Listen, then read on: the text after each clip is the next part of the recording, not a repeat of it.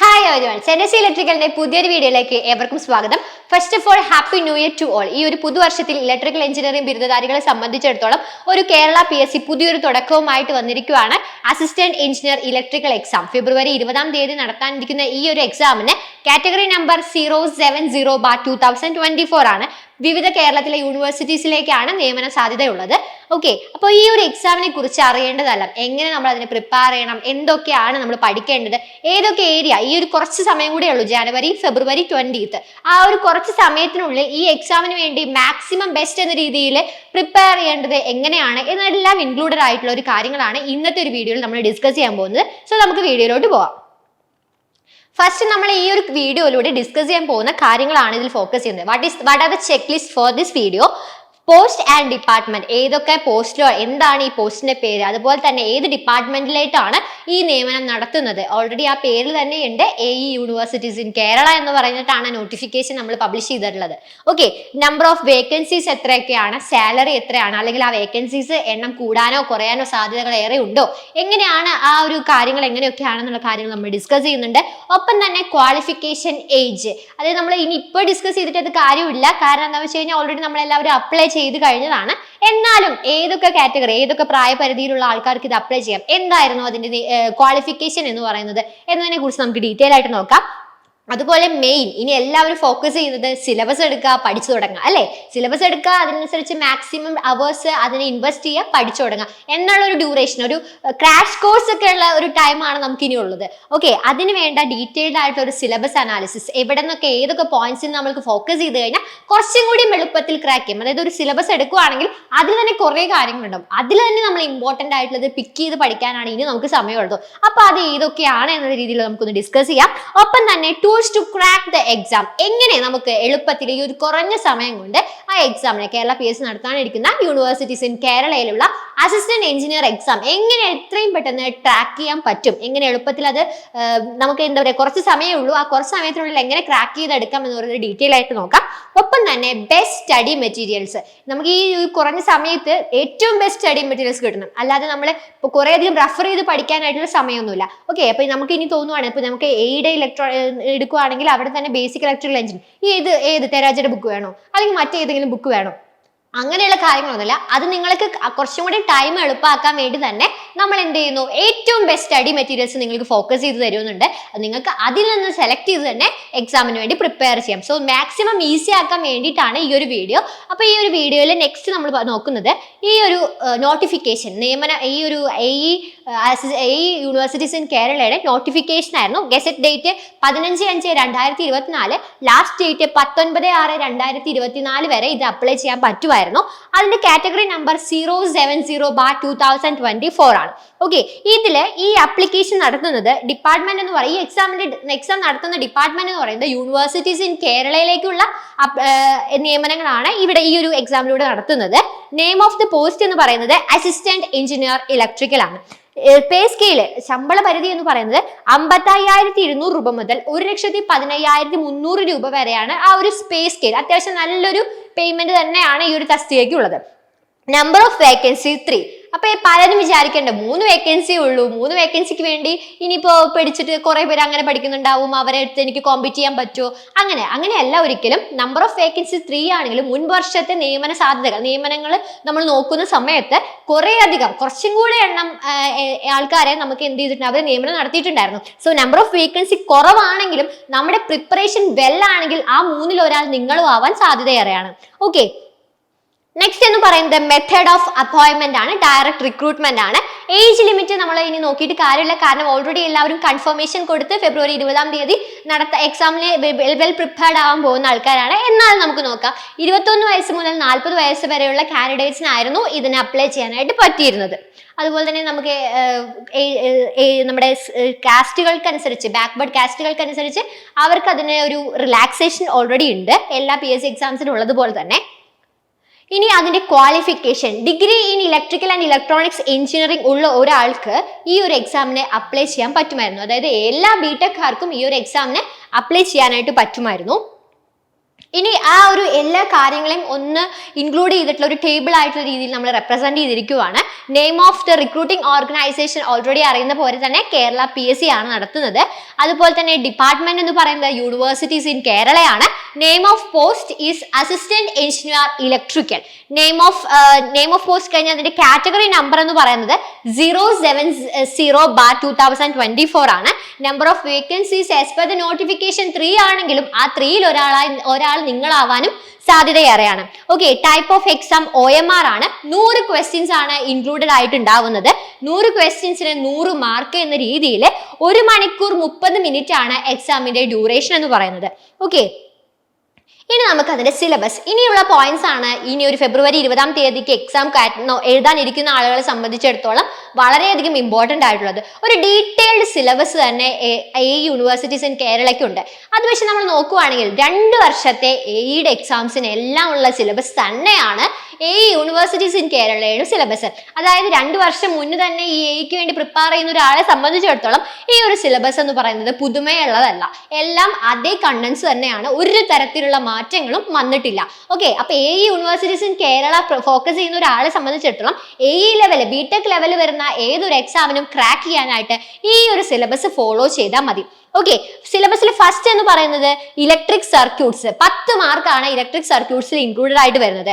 അതിൽ ബേസിക് ആയിട്ട് ലോസ്, അതായത് Kirchhoff laws, maximum power transfer theorem, star delta transformation, energy stored in a capacitor and inductor. അതൊക്കെ വളരെ simple ആയിട്ടുള്ള കാര്യങ്ങളാണ്. ജസ്റ്റ് ആ ഇക്വേഷൻസും അതിന്റെ what is meant by a capacitor, what is meant by inductor, energy സ്റ്റോറിന്റെ equation, അതിൽ നമുക്ക് ഈ ഒരു ലൈൻ നമുക്ക് ഇൻക്ലൂഡഡ് ആക്കാൻ പറ്റും. അങ്ങനെ വളരെ സിമ്പിൾ ആയിട്ടുള്ള ഒരു രീതിക്കാണ് നമുക്ക് ഈ ഒരു സിലബസ് എന്ന് പറയുന്നത്. Analysis of coupled circuits, dot polarity convention, sinusoidal steady state analysis of coupled circuits, generation of alternating voltage and currents, RMS value, average value, peak factor, form factor. ഈ 1.1 എന്ന് പറയുന്നത് എല്ലാവർക്കും 1 എന്ന് പറയുന്നത് എല്ലാവർക്കും അറിയാം. നമ്മളോട് ഫോം ഫാക്ടർ എന്താണ്, അല്ലെങ്കിൽ ജസ്റ്റ് എന്താണ് ഫോം ഫാക്ടർ എന്നുള്ളതൊന്നല്ല, ഏതാണ് ആ വാല്യൂ എന്ന രീതിക്കായിരിക്കും ക്വസ്റ്റ്യൻസ് വരാം. അപ്പോൾ നിങ്ങൾ ഈ പ്രീവിയസ് ഇയർ ക്വസ്റ്റ്യൻസ് നോക്കുമ്പോൾ നമ്മൾ പറഞ്ഞല്ലോ 2 വർഷത്തെ AEയുടെ അതേ സിലബസ് തന്നെയാണ് ഇതിലും ഫോളോ ചെയ്യുന്നത്. പ്രീവിയസ് ഇയർ ക്വസ്റ്റ്യൻസ് നോക്കുക, അതിൽ ഏത് പാറ്റേണിലാണ് എക്സാംസ് വന്നിരിക്കുന്നത് അല്ലെങ്കിൽ ക്വസ്റ്റ്യൻസ് വന്നത്, അത് തന്നെ ആയിരിക്കും. അതേ രീതിക്ക് അതൊരു ചേഞ്ചസ് അങ്ങോട്ടും ഇങ്ങോട്ടും വാല്യൂസ് അല്ലെങ്കിൽ അങ്ങനെ ഒരു ചേഞ്ചസ് മാറ്റി റിപ്പീറ്റഡ് ക്വസ്റ്റ്യൻ അല്ല ഞാൻ ഉദ്ദേശിക്കുന്നത്. ആ ഒരു പാറ്റേൺ തന്നെയായിരിക്കും ഈ ഒരു എക്സാമിനും കേരള PSC ഫോക്കസ് ചെയ്യുന്നുണ്ടാവുക. കാരണം എന്താണെന്ന് വെച്ച് കഴിഞ്ഞാൽ സിലബസിൽ ചേഞ്ച് ഇല്ല, ലെവൽ വരുന്ന എക്സാംസിന് ചേഞ്ച് ഇല്ല. Okay, AC through series RLC circuit, series resonance, resonant power, bandwidth, resonance in parallel circuits. ഇതാണ് ഇലക്ട്രിക് സർക്യൂട്ട് എന്ന് പറയുന്ന ഒരു കാറ്റഗറിയിൽ വരുന്നത്. 10 മാർക്കാണ്. ഇതിൽ മാക്സിമം എല്ലാവർക്കും സ്കോർ ചെയ്യാൻ പറ്റും. കാരണം എന്ന് പറയുന്നത് ബേസിക് കൺസെപ്റ്റുകളാണ് വരുന്നത്. ഇനി ഇതിൽ നിങ്ങൾ കൂടുതലായിട്ട് ഇതിൽ ഏതൊക്കെ പഠിക്കാനുണ്ട്, അതിൽ ഏതാ ഫോക്കസ് ചെയ്യേണ്ടത്, അങ്ങനെ ഒരു ഡൗട്ട് തരുവാണെങ്കിൽ ഡോട്ട് കൺവെൻഷൻ എന്ന് പറയുന്ന ഒരു കാര്യം നിങ്ങൾ നന്നായി ഫോക്കസ് ചെയ്യാം. പിന്നെ നമുക്കറിയാം കേരള PSC കുറച്ചും കൂടിയും തിയററ്റിക്കൽ ആയിട്ടുള്ള ഒരു ക്വസ്റ്റ്യനുകൾ കൂടുതൽ കുറച്ചും കൂടി ടെസ്റ്റ് ചെയ്ത് ചോദിക്കുന്നുണ്ട്, പ്രോബ്ലംസ് ചോദിക്കുന്നുണ്ട്. അതുപോലെ തന്നെ കാര്യങ്ങൾ ഇപ്പൊ നമുക്ക് കുറെ അധികം ഓപ്ഷൻസ്, അതിൽ ശരി ഏത് തെറ്റ് ചെയ്തെന്ന് പറയുന്നത്. അപ്പൊ എന്താണോ പഠിക്കുന്ന കാര്യം അത് കൺസെപ്റ്റ് മനസ്സിലാക്കി പഠിക്കുക. അതായത് നമ്മൾ കുറെ അധികം ഡെറിവേഷൻസ് അല്ലെങ്കിൽ പഠിക്കുക, അല്ലെങ്കിൽ കുറെ തിയറംസ് പഠിച്ചു വെക്കുക, അതിന് കൂടുതൽ നമ്മൾ ആ കൺസെപ്റ്റ് ആ തിയറം എന്താണെന്ന് മനസ്സിലാക്കുക. ഇപ്പൊ ക്രിച്ചഫ് കറന്റ് ലോ ഇന്നാണ്, ഇൻകമിംഗ് കറന്റും ഔട്ട് ഗോയിങ് കറന്റും എന്ന് പറയുന്നത് അവർ തമ്മിൽ ഈക്വൽ ആണ്. ഇൻകമിംഗ് കറന്റും ഔട്ട് ഗോയിങ് കറന്റും ഈക്വൽ ആണ് ആ ജംഗ്ഷന്റെ ഉള്ളിലെ സംബന്ധിച്ചിടത്തോളം എന്ന് പറയുന്നതാണ് KCL എന്ന് പറയുന്നത്.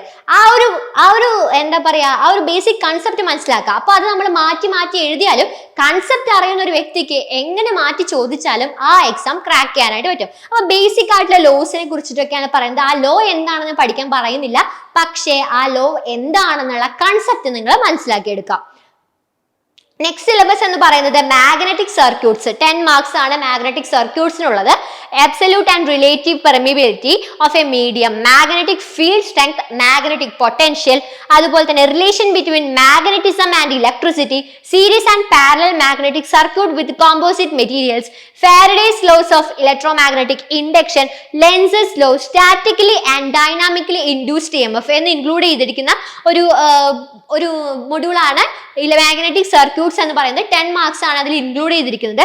അതിൽ Faraday's laws of electro magnetic induction ഇല്ലാത്തൊരു ക്വസ്റ്റ്യൻ പേപ്പർ നമുക്ക് ആലോചിക്കാനേ പറ്റില്ല. ഒരു ഇലക്ട്രിക്കൽ എഞ്ചിനീയറിംഗ് സംബന്ധിച്ചിടത്തോളം Faraday's laws of electro magnetic induction അത്രയധികം ഇമ്പോർട്ടൻസ് ഉണ്ട്. സോ അതൊക്കെ നമ്മൾ കൺസെപ്റ്റ് മനസ്സിലാക്കി പഠിക്കണം. നെക്സ്റ്റ് എന്ന് പറയുന്നത് ഇലക്ട്രിക്കൽ മെഷീൻസ്, അതും 10 മാർക്സ് ആണ്. പക്ഷെ എല്ലാ മെഷീൻസും ഇൻക്ലൂഡഡ് ആക്കിയിട്ടാണ് അവർ ഈ ഒരു സിലബസ് ഇറക്കിയിരിക്കുന്നത്. ഫസ്റ്റ് എന്ന് പറയുന്നത് DC ജനറേറ്റേഴ്സ് ആണ്. അതിൽ constructional details, working principles, types of DC generators, EMF equation, power stages, condition for maximum efficiency, അതുപോലെ തന്നെ DC motor, armature control and field control എന്ന് പറയുന്നതാണ് അതിൽ നമ്മൾ കൂടുതലായിട്ട് ഫോക്കസ് ചെയ്യേണ്ടത്. രണ്ടാമത്തെ എന്ന് പറയുന്നത് അതിൽ തന്നെ രണ്ടാമത്തെ ഭാഗം എന്ന് പറയുന്നത് ട്രാൻസ്ഫോമേഴ്സ് ആണ്. Single phase and 3 phase transformers. Single phase ട്രാൻസ്ഫോമറിനെ working principles, equivalent circuits, losses in transformer, condition for maximum efficiency, core loss is equal to copper loss എന്ന് പറയുന്ന രീതിയിലുള്ള മാക്സിമം എഫിഷ്യൻസിനെ കുറിച്ചിട്ടുള്ള ഒരു ഇക്വേഷൻസ് ആണ്. അതുപോലെ തന്നെ 3 ഫേസ് ട്രാൻസ്ഫോമേഴ്സിന്റെ കൺസ്ട്രക്ഷൻ എന്താണ്, difference between power transformers and distribution transformers. നമ്മൾ ഈ ജനറേറ്റിംഗ് സ്റ്റേഷൻസിലൊക്കെ ഉപയോഗിക്കുന്ന 300 MVA എബോളിലൊക്കെയാണ് നമ്മുടെ പവർ ട്രാൻസ്ഫോമേഴ്സ്. ഡിസ്ട്രിബ്യൂഷൻ ട്രാൻസ്ഫോമർ എന്ന് പറയുന്നത് നമ്മുടെ വീടിനടുത്തുള്ള 415 അതുപോലെ തന്നെ 11 kV 415 ഒക്കെ ട്രാൻസ്ഫോമർ എന്ന് പറയുന്നതാണ് ഡിസ്ട്രിബ്യൂഷൻ ട്രാൻസ്ഫോമർ. ഇതൊക്കെ കൺസെപ്റ്റ് ആണ്. നമ്മൾ ഈ ഒരു മുന്നേ പഠിച്ച കാര്യങ്ങളൊക്കെ റിയൽ ടൈം ലൈഫുമായിട്ട് ഒന്ന് കമ്പയർ ചെയ്ത് കഴിഞ്ഞാൽ ഈ DC മോട്ടോഴ്സ് എന്ന് പറയുന്ന അല്ലെങ്കിൽ ഈ ഇലക്ട്രിക്കൽ മെഷീൻസ് എന്ന് പറയുന്ന ഒരു ഭാഗത്ത് നിന്ന് നമുക്ക് പറ്റും. ഒപ്പം തന്നെ ഇതിന്റെ വർക്കിംഗ് പ്രിൻസിപ്പിൾ എന്താണ്, ഈ ട്രാൻസ്ഫോമർ ആണെങ്കിൽ മ്യൂച്വൽ ഇൻഡക്ഷൻ ആണ്. അതുപോലെ തന്നെ മാക്സിമം എഫിഷ്യൻസി എന്ന് പറയുന്നത് ലോസുകൾ രണ്ടും, കോർ ലോസും കോപ്പർ ലോസും ഈക്വലന്റ് ആയി കഴിഞ്ഞാൽ നമുക്ക് മാക്സിമം എഫിഷ്യൻസി കിട്ടും. അതുപോലെ തന്നെ അതിന്റെ ഈക്വലന്റ് സർക്യൂട്ട്സ്, എന്തൊക്കെ ലോസസ് ആണ് ഒരു ട്രാൻസ്ഫോമറിൽ വരുന്നത്, ഏതൊക്കെ ഫോക്കസ് ചെയ്ത് പഠിക്കുക. അതായത് ഒരു ട്രാൻസ്ഫോമർ നിങ്ങൾ പഠിക്കാൻ ഇരിക്കുന്ന സമയത്ത് സിലബസ് എടുക്കുക, ട്രാൻസ്ഫോമർ എന്നൊരു ഹെഡിങ് കൊടുക്കുക, what is the basic principle, അതൊരു മ്യൂച്വൽ ഇൻഡക്ഷൻ എന്ന് എഴുതാം. ഒപ്പം തന്നെ അതിന്റെ ഒരു ഈക്വലന്റ് സർക്യൂട്ട് വരയ്ക്കാം. അതിനെ റിലേറ്റ് ചെയ്തിട്ടുള്ള ഒരു 2-3 ഇക്വേഷൻസ് ഉണ്ട്. ഈക്വലന്റ് സർക്യൂട്ട്സിനെ സംബന്ധിച്ചിടത്തോളം 2-3 ഇക്വേഷൻസ് ഉണ്ട്. മാക്സിമം എഫിഷ്യൻസി എങ്ങനെയാണ് കിട്ടുക, ദെൻ അത് കൊടുത്ത് തന്നെ എന്തൊക്കെ ലോസസ് അതിൽ ഇൻക്ലൂഡഡ് ആയിട്ടുണ്ട്. ജസ്റ്റ് ആ ഒരു പേജില് ഈ ഒരു സിലബസിനെ ഇൻക്ലൂഡ് ആക്കാം, മെയിൻ പോയിന്റ്സ് മാത്രം. ഇപ്പൊ നമ്മൾ ഇന്ന് ഞാനിപ്പോ പഠിക്കാനിരുന്നു ഇന്ന് തൊട്ട് എനിക്ക് പഠിച്ചു തുടങ്ങാൻ. ഫെബ്രുവരി 20-ാം തീയതിയാണ് എനിക്ക് എക്സാം വരുന്നത്. ഇന്നോട്ട് ഞാൻ പഠിക്കാനിരുന്നു. അപ്പൊ ഞാൻ ഈ ഒരു ഭാഗത്ത് ഇലക്ട്രിക്കൽ മെഷീൻസിന് ട്രാൻസ്ഫോമർ എടുത്തു, പുതിയൊരു ബുക്ക് എടുക്കുക, ഫസ്റ്റ് ട്രാൻസ്ഫോമർ ഹെഡിങ് കൊടുക്കുക, ഈ ഒരു 4 പോയിന്റ്സ് 4-5 സെന്റൻസ് ഇൻക്ലൂഡ് ചെയ്യുക, പഠിക്കാം. അത് പിന്നെ നാളെ വരുന്ന സമയത്ത് നമ്മൾ DC മെഷീൻസാണ് പഠിക്കുന്നതെങ്കിൽ ഇനി നാളെ നോക്കുന്ന സമയത്ത് ട്രാൻസ്ഫോമേഴ്സും DC മെഷീൻസും. അങ്ങനെ ആകുമ്പോൾ നമുക്ക് ഒരു റൗണ്ട് അല്ല, അത്രയും റൗണ്ട് നമുക്ക് എന്ത് ചെയ്യാൻ പറ്റും, വീണ്ടും നമുക്കത് വായിക്കുമ്പോൾ നമുക്ക് കുറച്ചും കൂടി അത് റിട്രീവ് ചെയ്തെടുക്കാനായിട്ട് എളുപ്പമായിരിക്കും. ഓക്കെ, അങ്ങനെ നമുക്ക് പഠിക്കാം. ഇനി നമുക്ക് കുറെ തിയറീസ് വായിച്ച് പഠിക്കാനോ അല്ലെങ്കിൽ കുറെ അധികം ബുക്സ് റെഫർ ചെയ്യാനോ സമയമില്ല. അപ്പൊ കിട്ടുന്ന മാക്സിമം റെഫറൻസ് എടുത്തിട്ട് അതിനെ ക്യാപ്സ്യൂളൈസ് ചെയ്യുക, ക്യാപ്സ്യൂൾ വെച്ചിട്ട് നമ്മൾ ഇനി പഠിക്കാം. ഓക്കെ, നെക്സ്റ്റ് എന്ന് പറയുന്നത് ഇലക്ട്രിക്കൽ മെഷീൻസിൽ തന്നെ 10 മാർക്കിൽ വരുന്ന alternators, 3 phase induction Motors, special electrical machines എന്ന് പറയുന്നതാണ്. അതിൽ ഓൾട്ടർനേറ്റർ എന്ന് പറയുന്നത് കൺസ്ട്രക്ഷൻ ഡീറ്റെയിൽസ് എന്തൊക്കെയാണ്, സിങ്കർണസ് മോട്ടോഴ്സ് എന്താണ്, സ്റ്റാർട്ടിംഗ് മെത്തേഡ്സ് എന്താണ്, സിങ്കർണസ് കണ്ടൻസർ എന്ന് പറയുന്നത് എന്താണ്, അതുപോലെ തന്നെ 3 ഫേസ് ഇൻഡക്ഷൻ മോട്ടോഴ്സിന്റെ വർക്കിംഗ് പ്രിൻസിപ്പിൾ എന്താണ്, കൺസ്ട്രക്ഷണൽ ഡീറ്റെയിൽസ് എന്താണ്, സ്ലിപ്പ് എന്താണ്, NS - NR/NS എന്ന് പറയുന്നത്, അതായത് രണ്ട് സ്പീഡുകൾ തമ്മിലുള്ള ഡിഫറൻസ് ആണ് slip. Torque and current equation, current torque speed curve, അത് ഇമ്പോർട്ടന്റ് ആണ്. അതിന്റെ ഷേപ്പിനെ പറയുന്ന പേര് എന്താണ് എന്നുള്ള രീതിക്കൊക്കെ ചോദിക്കാറുണ്ട്. സ്പെഷ്യൽ ഇലക്ട്രിക്കൽ മെഷീൻസ് ഏതൊക്കെയാണ്, ടൈപ്സ് ആൻഡ് ആപ്ലിക്കേഷൻസ്, അത് ഏതൊക്കെ സ്പെഷ്യൽ ഇലക്ട്രിക്കൽ മെഷീൻസ് ഉണ്ട്, അതിന്റെ ടൈപ്സ് ഒക്കെ എന്താണ്, അതിന്റെ ആപ്ലിക്കേഷൻസ് എന്താണ്, ഇതൊക്കെ നമുക്ക് ഒരു ലൈൻ ഡയഗ്രാം പോലെ special electric machine, first machine എഴുതി ആ മെഷീന്റെ എന്താണ് ആ മെഷീൻ ഉദ്ദേശിക്കുന്നത്. അതിന്റെ താഴെ സ്റ്റെപ്പർ മോട്ടർ ആണെങ്കിൽ സ്റ്റെപ്പർ മോട്ടർ നമ്മൾ ഉപയോഗിക്കുന്നത് ആംഗിളിനനുസരിച്ചിട്ടുള്ള ഒരു ഇത് കിട്ടാനാണ്. അപ്പൊ അങ്ങനെ ഏരോ മാർക്ക് ചെയ്ത് പോവാ. ഇനി വലിയ സെന്റൻസ് അല്ല, ഏരോ മാർക്ക് ചെയ്ത് പോവാ. വൺസ് ഞാൻ അങ്ങനെ ഒരു നോട്ട് എഴുതുമ്പോൾ എനിക്ക് എക്സാമിന്റെ സമയത്ത് കൂടുതൽ എളുപ്പമാണ്, ഞാൻ അങ്ങനെ എഴുതിയിട്ടുണ്ടായിരുന്നല്ലോ എന്ന് പോയിന്റ് ഔട്ട് ചെയ്യാനായിട്ട്. ഓക്കെ, അപ്പൊ നമ്മൾ കുറെ അധികം പിക്ചോറിക്കൽ ആക്കിയിട്ട് വേണം ഇനിയുള്ള നോട്ട്സ് എല്ലാം എഴുതാൻ. നെക്സ്റ്റ് എന്ന് പറയുന്നത് ഡിജിറ്റൽ ഇലക്ട്രോണിക്സ് 10 മാർക്സ് ആണ്. പക്ഷെ കുറച്ച് കാര്യങ്ങൾ ഇൻക്ലൂഡഡ് ആണ്. അതായത് 10 മാർക്സ് എന്ന് പറയുന്നതാണെങ്കിലും ഇതിലെ എല്ലാ ഭാഗങ്ങളും വളരെയധികം ഇമ്പോർട്ടൻസ് ആണ്. നമുക്കറിയാം ഡിജിറ്റൽ ഇലക്ട്രോണിക്സ് എന്ന് പറയുന്നത് വലിയൊരു ഏരിയ ആണ് അല്ലെ. അപ്പൊ അതിലെ മെയിൻ പോയിന്റ്സ് എല്ലാം അവർ ഇൻക്ലൂഡഡ് ആക്കിയിട്ടുണ്ട്. എന്നാൽ അതിൽ നമുക്ക് ഇതാണ് ഇമ്പോർട്ടന്റ് എന്ന് പറയാൻ പറ്റാത്ത രീതിയിൽ എല്ലാ ഭാഗങ്ങളും ഉണ്ടേനും. ഓക്കെ, അപ്പൊ എല്ലാ ഭാഗത്തു നിന്നും നിങ്ങളൊന്ന് കണ്ണോടിക്കുകയാണെങ്കിൽ നമുക്ക് ഇതിലൊരു 10 മാർക്ക് എന്ന് പറയുന്നത് ക്രാക്ക് ചെയ്യാൻ പറ്റും. ഇതിൽ ഫസ്റ്റ് വരുന്നത് നമ്പർ സിസ്റ്റംസ് ആൻഡ് കോഡ്സ് ആണ്. Binary, octal, hexadecimal conversions. അത് നമുക്കറിയാം. ഇപ്പൊ ബൈനറി ടു ഒക്ടലിലേക്ക് എങ്ങനെ കൺവേർട്ട് ചെയ്യും, ഹെക്സാഡെസിമൽ ടു ഒക്ടലിലോട്ട് കൺവേർട്ട് ചെയ്യും. ആ ഒരു കൺവേർഷൻ എന്തൊക്കെയാണെന്നുള്ളത് ASCII codes, American standard code for information interchange, അതിന്റെ ഫുൾ ഫോം പഠിക്കണം. അതുപോലെ തന്നെ XS3 കോഡ്, നമുക്ക് കിട്ടിയ നമ്പറിന്റെ കൂടെ 3 എന്ന് പറയുന്നത് ആഡപ്പ് ചെയ്ത് വരുന്ന സംഭവമാണ് XS3 കോഡ്. അതുപോലെ ഗ്രേ കോഡ് എന്താണെന്നുള്ളത് ഫോക്കസ് ചെയ്യാം. Combinational circuits like adders, full adders, half adder, multiplexers, ഡീമൾട്ടിപ്ലക്സേഴ്സും അത് എന്താണെന്ന് പഠിക്കാം. അതായത് ആഡർ ആണെങ്കിൽ അതിലൊരു ഇക്വേഷൻസ് ഉണ്ട്, അല്ലെങ്കിൽ ആ ഒരു ഇതുണ്ട്. അപ്പോൾ അതിന്റെ അതുപോലെ മൾട്ടിപ്ലക്സറും ഡീമൾട്ടിപ്ലക്സറും എന്താണെന്ന് പഠിക്കാം. ഒരു ഇൻപുട്ടിനെ ഒരു ഇൻപുട്ട് കൊടുത്താൽ മൾട്ടി ആയിട്ടുള്ള ഔട്ട്പുട്ട് കിട്ടും. അതായത് മൾട്ടി ഇൻപുട്ട് കൊടുക്കുമ്പോൾ അതിന്റെ ഔട്ട് എന്ന് പറയുന്നത് ഒരു ഇൻപുട്ടായിട്ട് കൺവേർട്ട് ചെയ്യും. അപ്പോൾ മൾട്ടിപ്ലക്സ് ആൻഡ് ഡീമൾട്ടിപ്ലക്സർ എന്ന് പറയുന്ന രീതിക്കൊക്കെ കിട്ടും. അതുപോലെ ഫ്ലിപ്പ് ഫ്ലോപ്സ്, രജിസ്റ്റേഴ്സ്, കൗണ്ടേഴ്സും.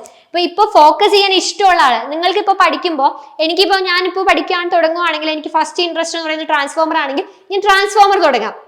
എനിക്ക് അധികം ഇൻട്രസ്റ്റ് ഇല്ല, അല്ലെങ്കിൽ അത് പഠിക്കാനായിട്ട് എനിക്ക് വളരെ കുറച്ചധികം സമയം എടുക്കും, അല്ലെങ്കിൽ അങ്ങനെയൊക്കെ ഉണ്ടെങ്കിൽ അതൊന്ന് ലാസ്റ്റിൽ വെക്കാം. അപ്പൊ ഫസ്റ്റ് എനിക്ക് ഇൻട്രസ്റ്റ് ഉള്ള ഭാഗങ്ങളൊക്കെ പെട്ടെന്ന് കവർ ചെയ്ത് പോകുമ്പോൾ ഞാൻ അത്രയും പോർഷൻസ് പഠിച്ചല്ലോ എന്നുള്ളൊരു കോൺഫിഡൻസും ഇനിയുള്ള പഠിക്കാനുള്ള ഒരു ആത്മധൈര്യം നമുക്ക് വരും. അതായത് ഇപ്പൊ ഫസ്റ്റ് തന്നെ നമുക്ക് ഇൻട്രസ്റ്റ് ഇല്ലാത്തപ്പോൾ, എനിക്ക് ഡിജിറ്റൽ ഇലക്ട്രോണിക്സ് ഇഷ്ടമല്ല, പക്ഷേ എനിക്ക് ഈ ഒരു എക്സാമിന് ഭാഗമായിട്ട് ഇത് പഠിക്കണം എന്നൊരു കാര്യമാണ് എന്നുള്ളത് കൊണ്ട് തന്നെ ഞാൻ ഇപ്പൊ ഫസ്റ്റ് പഠിക്കാതിരിക്കുമ്പോൾ ഫെബ്രുവരി 20 പഠിക്കാതിരിക്കുവാണ്. ഇപ്പൊ ഡിജിറ്റൽ ഇലക്ട്രോണിക്സ് ഫസ്റ്റ് എടുത്തു. എനിക്ക് ഇഷ്ടമല്ല, കുറെ സമയം എടുക്കേണ്ട സാധനമാണ്.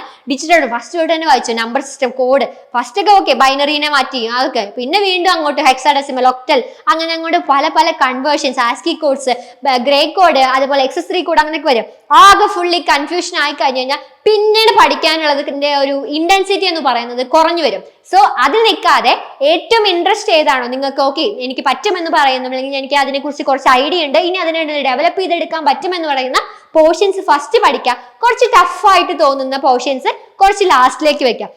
ദാറ്റ് മീൻസ് ലാസ്റ്റ് നമ്മൾ പഠിക്കുകയാണ്, പിന്നെ നമുക്ക് എക്സാമിനുള്ള ഡ്യൂറേഷൻ എന്ന് പറയുന്നത് കുറവാണ്. അപ്പൊ നമ്മൾ പഠിക്കുന്ന സമയത്ത് നമ്മൾ എന്തെങ്കിലും ഉള്ളത് നമുക്ക് ആ ഒരു ടൈമിലാണ്, എക്സാമിന്റെ ആ ഒരു സമയത്താണ് പഠിക്കുന്നതെങ്കിൽ നമുക്ക് കുറച്ചും കൂടിയും എളുപ്പമാണ്. ഇത് ഞാൻ പറയുന്നത് കുറച്ച് ആൾക്കാരുമായിട്ടുള്ള ഡിസ്കഷനിൽ വെച്ചിട്ടാണ്. പലർക്കും പല രീതിക്കായിരിക്കും നോക്കുന്നത്. ഞാനിപ്പോ അങ്ങനെ പറഞ്ഞു എന്നുള്ളത് കൊണ്ട് അങ്ങനെ ഫോക്കസ് ചെയ്യാന്നുള്ളതല്ല, അത് നിങ്ങളൊന്ന് ട്രൈ ചെയ്ത് നോക്കൂ. നിങ്ങൾക്ക് ഒരു ബെറ്റർ റിസൾട്ട് കിട്ടുമെന്നുള്ളതിന്റെ കാര്യത്തിൽ എനിക്ക് ഡൗട്ട് ഇല്ല. ഓക്കെ, പിന്നെ അതുപോലെ തന്നെ digital to analog, analog to digital conversions, അതുപോലെ തന്നെ മൈക്രോ പ്രൊസസർ. അതിൽ പ്രൊസസർ എന്ന് പറയുന്ന ഒരു ഭാഗം കൂടി ഇൻക്ലൂഡഡ് ആണ്. 8085 മൈക്രോ പ്രൊസസറിന്റെ architecture, block diagrams. Block diagram ഒന്നും പഠിക്കേണ്ട ആവശ്യമില്ല, ആർക്കിടെക്ചർ എന്താണെന്ന് മനസ്സിലാക്കുക. ബ്ലോക്ക് ഡയഗ്രാം വരയ്ക്കാനൊന്നും ഒരില്ല, കാരണം OMR ഷീറ്റിൽ എന്താണ് ബ്ലോക്ക് ഡയഗ്രാം വരയ്ക്കാനില്ല. പക്ഷെ നമ്മൾ ആ ബ്ലോക്ക് ഡയഗ്രാം എന്താണെന്ന് മനസ്സിലാക്കിയാൽ മാത്രമാണ് ബബിൾ ചെയ്യാനായിട്ട് നമുക്ക് പറ്റുള്ളൂ. Okay, addressing mode, classification of instructions, status flags, machine cycles, T state, fetch and execute cycles, timing diagram ഒക്കെ അതിൽ ഇൻക്ലൂഡഡ് ആണ്. അതായത് നിങ്ങൾ ഒരു കാര്യം ചെയ്യേണ്ടത്, 8085ന്റെ ഡാറ്റ ഷീറ്റ് നമുക്ക് അവൈലബിൾ ആണ് നെറ്റിൽ. അത് നോക്കുക. അത് നോക്കിയ ശേഷം അതിന്റെ ആർക്കിടെക്ചറും അതിനെക്കുറിച്ച് ഡീറ്റെയിൽ ആയിട്ടുള്ള ഒരു കാര്യങ്ങളൊക്കെ ഒന്ന് വായിച്ചു നോക്കിയാൽ ഈ ഒരു ഭാഗത്ത് നമുക്ക് എക്സാമിനുള്ള പോയിന്റ്സ് കിട്ടും. നെക്സ്റ്റ് എന്ന് പറയുന്നത് പവർ സിസ്റ്റം ആണ്. 10 മാർക്സിലാണ് പവർ സിസ്റ്റത്തിലെ ഇൻക്ലൂഡഡ് ആയിരിക്കുന്ന ടോപ്പിക്സ് എന്ന് പറയുന്നത്. Line parameters like resistance, inductance and capacitance, insulators, ഏതൊക്കെ ഡിസ്ക് ഇൻസുലേറ്റർ ആണോ, പിന്നാണോ, ഷാക്കിളാണോ, അതിൽ ഏതൊക്കെ വോൾട്ടേജ് ടൈപ്പിലാണ് ഈ ഒരു ഇൻസുലേറ്റേഴ്സ് ഒക്കെ ഉപയോഗിക്കുന്നത്, സ്ട്രിങ് എഫിഷ്യൻസി, എന്തുകൊണ്ടാണ് അത് സീരീസ് ആയി കണക്ട് ചെയ്തിരിക്കുന്നത് എന്നുള്ള കാര്യങ്ങളൊക്കെ നോക്കാം. ഒപ്പം തന്നെ കൊറോണ, വയലറ്റ് ഗ്ലോ വരുന്നതാണ് കൊറോണ എന്ന് പറഞ്ഞ സംഭവങ്ങൾ. അതുപോലെ തന്നെ അതിൽ തന്നെ ഇൻക്ലൂഡ് ആണ് ഫെറാൻഡി ഇഫക്റ്റ്, സ്കിൻ എഫക്റ്റ് എന്ന് പറയുന്ന കാര്യങ്ങളൊക്കെ എന്താണെന്ന് നോക്കാം. അതുപോലെ circuit breakers, rating type, CTs, PTs, relays types. അപ്പൊ CT എന്ന് പറഞ്ഞു കഴിഞ്ഞാൽ കറന്റ് ട്രാൻസ്ഫോമർ, മറ്റേത് പൊട്ടൻഷ്യൽ ട്രാൻസ്ഫോമർ. വലിയൊരു റേഞ്ചിന് നമുക്ക് സ്മോൾ ആക്കി മെഷർ ചെയ്യാൻ എളുപ്പത്തിന് വെക്കാൻ ഉപയോഗിക്കുന്ന ഇൻസ്ട്രുമെന്റ് ട്രാൻസ്ഫോമർ ആണ് കറന്റ് ട്രാൻസ്ഫോമേഴ്സ്. വോൾട്ടേജ് ആണ്, അതുപോലെ വലിയൊരു വോൾട്ടേജിനെ ചെറിയൊരു വോൾട്ടേജ് റേഞ്ചിലേക്ക് മാറ്റി മെഷർമെന്റ് രൂപത്തിലേക്ക് കൺവേർട്ട് ചെയ്യാൻ യൂസ് ചെയ്യുന്നതാണ് PTs എന്ന രീതിക്കൊക്കെ മനസ്സിലാക്കി പഠിക്കാം. Per unit quantities like symmetrical components, symmetrical and unsymmetrical ആയിട്ടുള്ള കമ്പോണൻസ് എന്തൊക്കെയാണ്, അല്ലെങ്കിൽ അതിന്റെ ഫോൾട്ടുകൾ എന്തൊക്കെയാണ് വരുന്നതെന്ന് നോക്കാം. Power system stability like steady state stability, dynamic and transient stability, power angle curve, load flow analysis, Gauss seidel, Newton Raphson, fast decoupled load flow analysis. എനിക്ക് തോന്നുന്നു ഈ പവർ സിസ്റ്റം ആ ഒരു സമയത്ത്, അതായത് നമുക്ക് ഒരു എക്സാമിനായിട്ട് സമയം ആവാറായി, അവർക്ക് സംബന്ധിച്ചിടത്തോളം ഈ പവർ സിസ്റ്റം സ്റ്റെബിലിറ്റി എന്ന് പറയുന്ന ഒരു ഭാഗം അവസാന രീതിയിലേക്ക് പഠിക്കുന്നതായിരിക്കും കുറച്ചും കൂടെ എളുപ്പം. കാരണം നിങ്ങൾ ഇത്രയും നന്നായി പഠിച്ചു വരുന്ന സമയത്ത് ഈ ഒരു ഭാഗം എത്തുമ്പോൾ കുറച്ചൊന്ന് അതങ്ങനെ കൺഫ്യൂസ്ഡ് ആവാൻ, അത് കുറച്ചും കൂടി ഇന്റൻസീവ് ആയിട്ടുള്ള ഒരു ഏരിയ ആണ്. അപ്പൊ അവിടേക്ക് കുറച്ചും കൂടെ ഒന്ന് ശ്രദ്ധ കൂടുതൽ വേണ്ടി വരും. അപ്പൊ നിങ്ങൾക്ക് അവിടെ വെച്ചിട്ട് ഒന്ന് ഇതാവാതിരിക്കാൻ വേണ്ടി നിങ്ങൾക്ക് ലാസ്റ്റിലേക്ക് മാറ്റി വെക്കുന്നത് കുറച്ചും കൂടെ നല്ലതായിരിക്കും. Next is control system. Control system എന്ന് പറയുന്നതിൽ ഇത്രയാണ് ഇൻക്ലൂഡഡ് ആയിരിക്കുന്നത്: transfer function of LTI system, block diagram reduction, signal flow graph, masons gain formula, types and order of the system, characteristic equation, time domain specification of transient and steady state response, impulse and step response of first order and second order system. ഒപ്പം തന്നെ static error coefficients of type 0, type 1, type 2 systems, root stability criteria, other frequency domain specifications, polar plot and Bode plot, concept of gain margin and phase margin, stability analyse. ഇത് നിങ്ങൾക്ക് focus ചെയ്യാൻ പറ്റിയില്ലെങ്കിലും at least എന്താണ് gain margin, എന്താണ് phase margin എന്ന് പറയുന്നതെങ്കിലും focus ചെയ്യാൻ നോക്കുക. ഒപ്പം തന്നെ ടൈപ്പും ഓർഡറും എന്താണ്, ഒരു സിസ്റ്റം തന്നെ അതിന്റെ ടൈപ്പ് ഏതാണ്, ഓർഡർ ഏതാണ് എന്നുള്ളതും അതിന്റെ ക്യാരക്ടറിസ്റ്റിക് ഇക്വേഷൻസ് ഏതാണെങ്കിലും നിങ്ങൾ അത് ഇക്വേറ്റഡ് ടു 0 ആയി കഴിഞ്ഞാൽ അതിന്റെ ക്യാരക്ടറിസ്റ്റിക് ഇക്വേഷൻ ആയി. അതാണ് അതിൽ പറയേണ്ടത്. അപ്പൊ അതിന്റെ ബേസിക് കൺസെപ്റ്റുകളൊക്കെയാണ് അതിൽ പറയുന്നത്. നെക്സ്റ്റ് എന്ന് പറയുന്നത് power electronics and operational amplifiers 10 മാർക്സിലാണ് ഇൻക്ലൂഡ് ചെയ്തിരിക്കുന്നത്. അതിൽ SCR സിലിക്കൺ കൺട്രോൾ റെക്ടിഫയേഴ്സിനെ കുറിച്ച്, അതിന്റെ സ്ട്രക്ചേഴ്സ് എന്താണ്, സ്റ്റാറ്റിക് ക്യാരക്ടറിസ്റ്റിക്സ് എന്തൊക്കെയാണ്, ഫുൾ കൺട്രോൾഡും അതുപോലെ തന്നെ ഹാഫ് കൺട്രോൾഡ് ആയിട്ടുള്ള bridge rectifiers with RL and RLE load എന്ന് പറയുന്നത്, voltage source inverters, single phase half bridge and full bridge inverters with R and RL load, 3 phase inverters pulse width modulation എന്താണെന്നുള്ളതൊക്കെ നോക്കണം.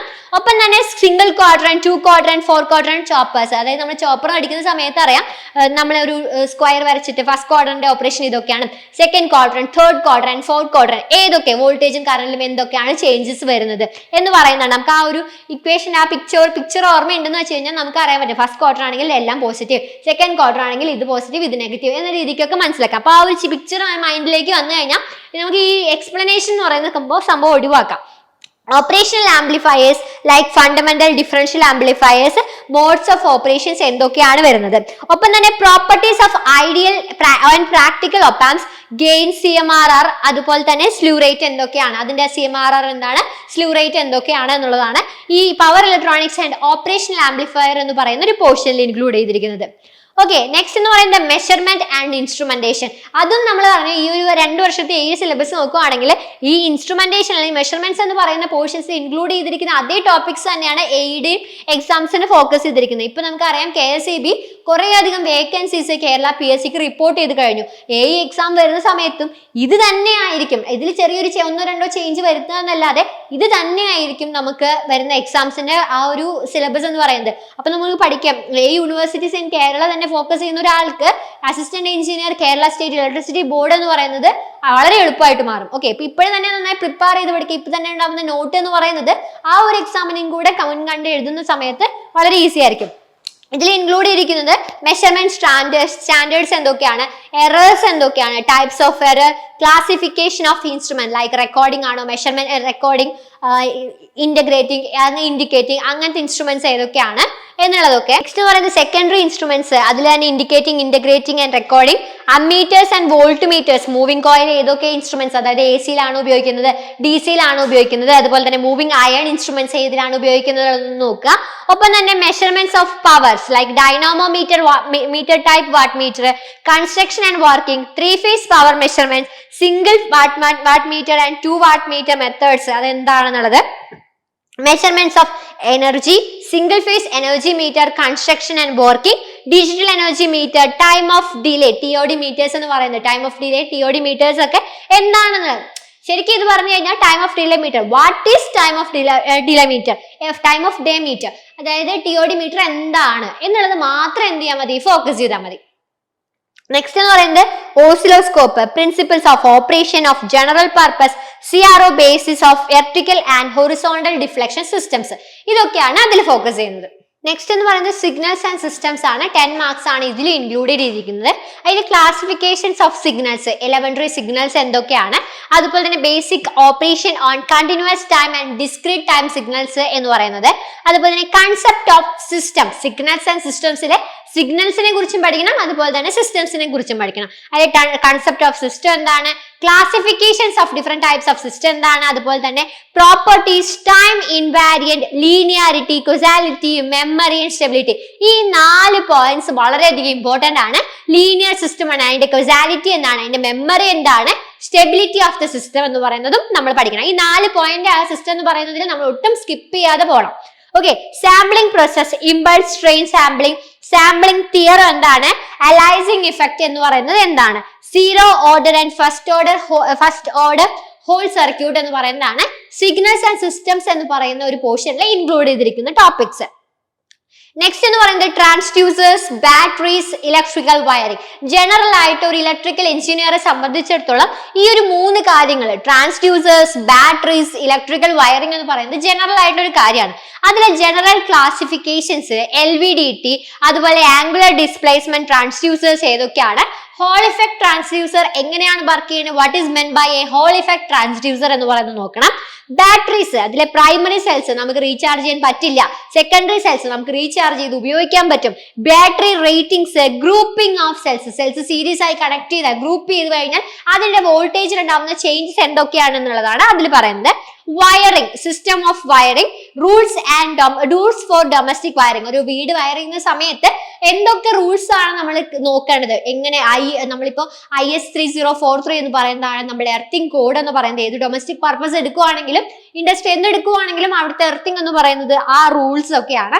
അതൊക്കെ ഏതാണ് എന്ന് പറയുന്നത് earthing and types of earthing, plate, pipe, rod, mat earthing, അങ്ങനെ പലതും ഉണ്ട്. അതൊക്കെ ടൈപ്പ് ഒക്കെ ഏതൊക്കെയാണ്, റൂൾസ് ഫോർ എർത്തിങ് എന്താണ്. നമ്മളിപ്പോ പറഞ്ഞല്ലോ റോഡ് എർത്തിങ് പറഞ്ഞു, പ്ലേറ്റ് അതൊക്കെ പറഞ്ഞു. അത് നമ്മൾ ഡിപ്പ് ചെയ്യുന്ന സമയത്ത് നമ്മൾ ഉപയോഗിക്കുന്ന മെറ്റീരിയൽസ്, ഡിപ്പ് ചെയ്യുന്ന കുഴി, ആ ഒരു കുഴി ഉണ്ടാക്കുന്ന സമയത്ത് അതിന്റെ ലെങ്ത് എത്രത്തോളം വേണം, അതിന്റെ തിക്നെസ് എത്ര, വിഡ്ത്ത് എത്ര എന്നുള്ള കാര്യങ്ങളൊക്കെ ഫോക്കസ് ചെയ്യണം. Next is illumination.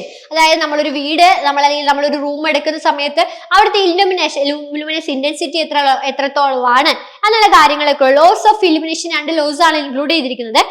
Electric lamps, different types of lamps എന്ന് പറയുന്നതാണ് ഈ ഒരു ടോപ്പിക്കിൽ സിലബസ് അനാലിസിസ് പറയുന്ന ഈ സിലബസ് അനാലിസിസിലെ ട്രാൻസ്ഡ്യൂസേഴ്സ്, ബാറ്ററീസ്, ഇലക്ട്രിക്കൽ വയറിംഗ് എന്ന് പറയുന്ന ഒരു പോർഷനിൽ ഇൻക്ലൂഡ് ചെയ്തിരിക്കുന്നത്.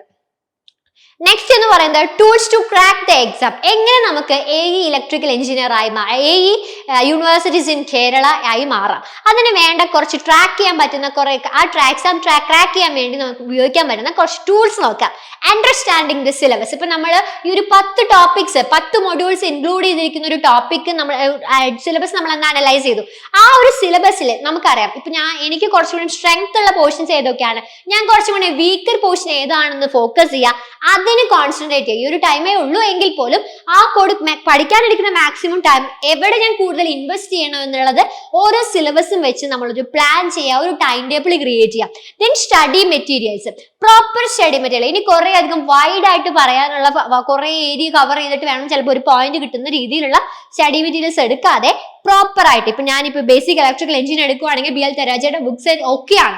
ഓക്കെ, അങ്ങനെ ഏതാണ് കുറച്ചും കൂടി എറർ ഫ്രീ ആയിട്ടുള്ളതും നല്ല പുതിയ ലേറ്റസ്റ്റ് പബ്ലിക്കേഷൻ ഏതാണോ, കുറച്ചുകൂടി വിശ്വാസ്യതയുള്ള മെറ്റീരിയൽ ഏതാണോ അത് ഫോക്കസ് ചെയ്യുക. കുറെ അധികം ഓൺലൈൻ യൂട്യൂബ് വീഡിയോസ് നമുക്ക് അവൈലബിൾ ആണ്. ഇപ്പൊ നമുക്ക് തന്നെ ഓൺലൈൻ കോച്ചിങ് പ്രൊവൈഡ് ചെയ്യുന്നുണ്ട്. അപ്പൊ അതുപോലെ തന്നെ ഓരോ അങ്ങനത്തെ ക്രാഷ് കോഴ്സസ് കുറെ അധികം എടുക്കുക. അതുപോലെ തന്നെ യൂട്യൂബ് വീഡിയോസ് പല ഓരോ സബ്ജക്റ്റിനെ കുറിച്ച് തന്നെ പല യൂട്യൂബ് വീഡിയോസ് ഉണ്ടാവും. അപ്പൊ നമുക്ക് ഒരാൾ പറയുന്നത് മനസ്സിലായില്ലെങ്കിൽ വേറൊരാളുടെ വീഡിയോ കിട്ടാനുള്ള ആക്സസ് എന്ന് പറയുന്നത് കൂടുതലാണ്.